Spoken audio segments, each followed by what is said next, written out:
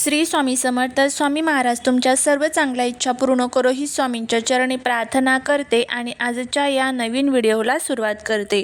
आज 17 फेब्रुवारी 2026 वर्षातील सर्वात पहिली मोठी खगोलीय घटना म्हणजेच सूर्यग्रहण.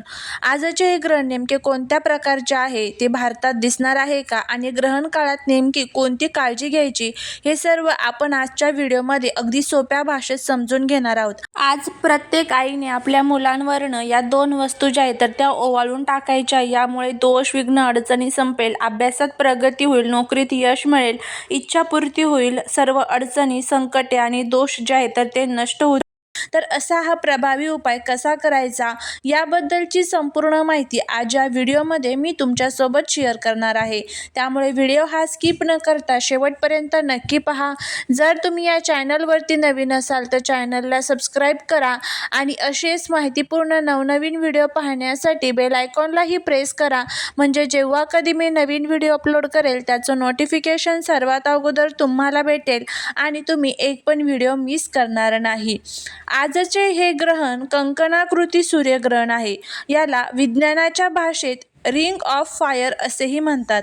जेव्हा चंद्र पृथ्वीपासून खूप लांब असतो आणि तो सूर्याला पूर्णपणे झाकू शकत नाही, तेव्हा सूर्याच्या कडा एखाद्या तेजस्वी सोन्याच्या अंगठीसारखे चमकतात. हे दृश्य पाहायला खूपच सुंदर असतं आणि यालाच कंकणाकृती सूर्यग्रहण असं देखील म्हटलं जातं. आता ग्रहणाची वेळ आणि तारीख म्हणजेच वेळेबद्दल बोलायचं झालं तर ग्रहणाची सुरुवात ही दुपारी 3:26 होईल आणि ग्रहणाचा मध्य म्हणजे संध्याकाळी 5:42 असेल.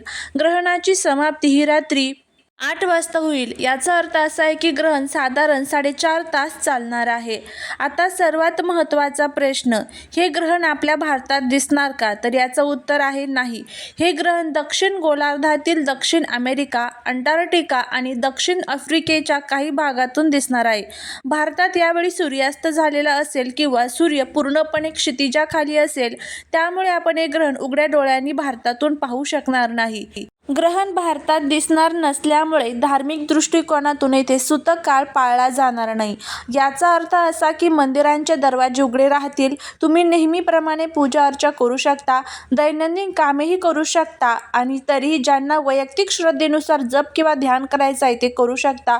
विज्ञानाच्या दृष्टीने हे केवळ एक सावलीचा खेळ आहे. आजच्या या ग्रहणाचं अजून एक वैशिष्ट्य म्हणजे आज माघी अमावस्या देखील आहे. शास्त्रानुसार सूर्यग्रहण हे नेहमी अमावस्येलाच होतं, पण जेव्हा ग्रहण आणि अमावस्या एकत्र येतात तेव्हा त्या दिवसाचं महत्त्व अधिक वाढतं. आजची अमावस्या ही माघ महिन्यातील आहे, जिला अत्यंत पुण्यदायी मानलं जातं. या दिवशी पितरांचे स्मरण करणे, दानधर्म करणे आणि पवित्र नद्यांमध्ये स्नान करणे अत्यंत शुभ मानले जाते. जरी हे ग्रहण भारतात दिसलं नसलं तरी अमावस्येचा प्रभाव सर्वत्र असतो. ज्योतिषशास्त्रानुसार आजचा दिवस आध्यात्मिक साधनेसाठी अत्यंत प्रभावी आहे. तर तुम्हाला मानसिक शांती हवी असेल किंवा जीवनातील अडथळे दूर करायचे असतील तर आजचा दिवस नामस्मरणासाठी उत्तम आहे. आजच्या दिवशी गरजू लोकांना अन्न किंवा वस्त्र दान करणे खूप फलदायी मानले जाते. अमावस्या असल्यामुळे आपल्या पूर्वजांचे स्मरण करून त्यांच्या नावाने दीपदान किंवा नैवेद्य दाखवणे शुभ राहील. अमावस्येच्या दिवशी मन थोडे विचलित होऊ शकतं, त्यामुळे आज कोणताही मोठा वादविवाद टाळा आणि संयम राखा. सूर्यग्रहणाच्या काळात गर्भवती महिला, वयोवृद्ध आणि आजारी व्यक्तींसाठी आपल्याकडे अनेक पारंपरिक आणि धार्मिक समजुती पाळल्या जातात. जरी आजचे सूर्यग्रहण हे भारतात दिसणार नसले तरी श्रद्धेनुसार जे लोक नियम पाळू इच्छितात त्यांच्यासाठी काही महत्त्वाच्या टिप्स आहेत. त्यामध्ये ज्या गर्भवती महिला आहेत तर त्यांनी बाहेर जाणे टाळा, कारण ग्रहणाच्या काळात सूर्याची प्रखर किरणे हानिकारक असू शकतात असे मानले जाते. त्यामुळे गर्भवती महिलांनी शक्यतो घराबाहेर पडू नका. त्याचबरोबर धारदार वस्तूंचा वापर टाळा. परंपरेनुसार ग्रहण काळात सुरी, कात्री किंवा सुई धागा यासारख्या धारदार वस्तू वापरू नयेत असे सांगितले जाते. ग्रहण काळात गर्भवती महिलांनी बसून इष्टदेवतांचे जप करा आणि धार्मिक पुस्तकांचे वाचन करा. झोपतानाची काळजी घ्या. ग्रहण काळात झोपण्याऐवजी बसून राहणे किंवा नामस्मरण करणे खूप शुभ मानले जाते. वयोवृद्ध आणि आजारी व्यक्तींसाठी या काळामध्ये खाण्यापिण्याचे नियम आहेत. शास्त्रात ग्रहणात भोजन करणे निषिद्ध मानले जाते, मात्र वयोवृद्ध, लहान मुले आणि आजारी व्यक्तींसाठी हा नियम लागू होत नाही. तुळशीच्या पानांचा वापर करा. जर अन्न आणि पाणी साठवून ठेवलेली असेल तर त्यात तुळशीची पाने टाकावीत. मानसिक शांतता ठेवा. ग्रहणानंतर काय करावे? ग्रहण सुटल्यानंतर रात्री 8 नंतर तुम्हाला दुसऱ्या दिवशी म्हणजेच रात्री 8 नंतर स्नान करायचे आहे. ग्रहणानंतर घर स्वच्छ करून देवघरात दिवा लावावा. अमावस्या आणि ग्रहण यांचा संयोग असल्याने दानधर्म करा. पांढरे अन्न पदार्थ किंवा तीळ दान करणे शुभ असते. आजच्या दिवशी घर पुसताना पाण्यात थोडे खडे मीठ टाका. यामुळे घरातील नकारात्मक ऊर्जा नष्ट होते आणि सकारात्मकता येते.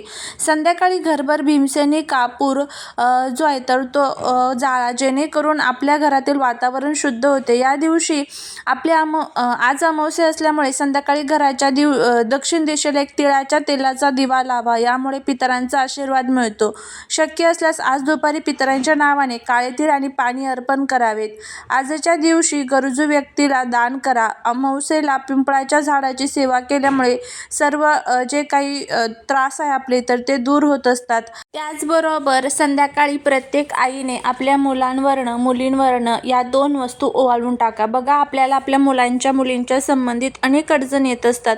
मग त्यांची चिडचिड असेल, हट्टीपणा असेल किंवा त्यांच्या इच्छापूर्ती होत नसेल, अभ्यासात प्रगती होत नसेल किंवा नोकरीमध्ये त्यांना यश मिळत नसेल, अशा तुमच्या मुलांच्या संबंधित ज्या काही अडचणी असेल ना, मुलं सतत आजारी पडतात, खूप कष्ट करतात, खूप मेहनत करतात, पण तरीही त्या कष्टाचं, मेहनतीचं फळ जर त्यांना मिळत नसेल, तर अशा तुमच्या ज्या अनेक मुलांच्या संदर्भात अडचणी आहेत ना, तर त्या दूर करण्यासाठी हा उपाय आपल्याला करायचा आहे.